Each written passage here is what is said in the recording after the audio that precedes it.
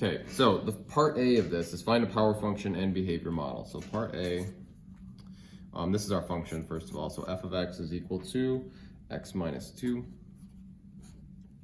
divided by 2x squared plus 3x minus 5. I'm trying to find a power function and behavior model, okay? So the concept that what I'm about to show you rests on is this idea that as x gets really large in the positive or the negative direction, we look at just the numerator.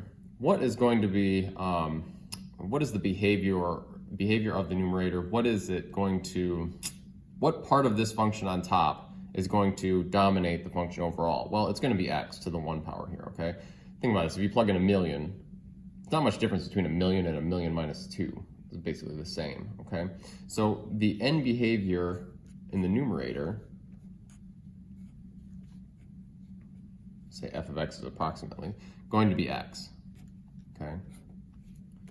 So right now, you know what? I think they call it g. I'm gonna call it g. So let's do this actually. Let's be a little bit careful. So we're gonna call this g of x. This will be our n behavior model, okay? So x to the 1 power in the numerator.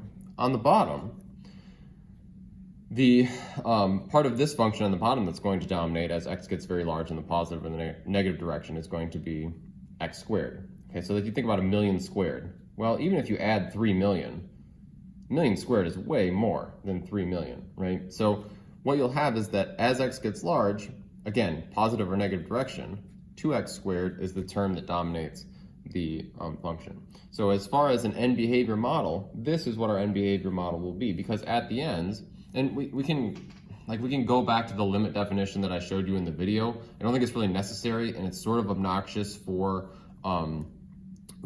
rational functions, but that's what's going on, is that as x gets large, these parts of the function in the top and the bottom dominate, and so g of x, when you simplify, again, g of x being our n behavior model, this will simplify to 1 over 2x. So what you'll find is that when you graph 1 over 2x and you graph what's given, you'll find that at the ends of the graph, they basically become the same. And we can prove this because our definition of an n behavior model was the limit as x approaches infinity of f of x over g of x. If you simplify that, it should approach 1, should be 1. I'm not going to go through and do that again because it's just a lot of tedious work, but you can take my word for it here, and we're not asked to do that in these. So that is what our n behavior model would be in part A, okay? Part B says, okay, find any horizontal asymptotes. Well, remember, a horizontal asymptote is defined as the limit as x approaches infinity of the function.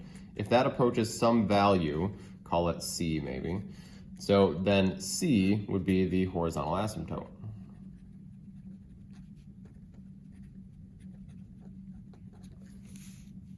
Okay, so let's check. What would happen if we let, okay.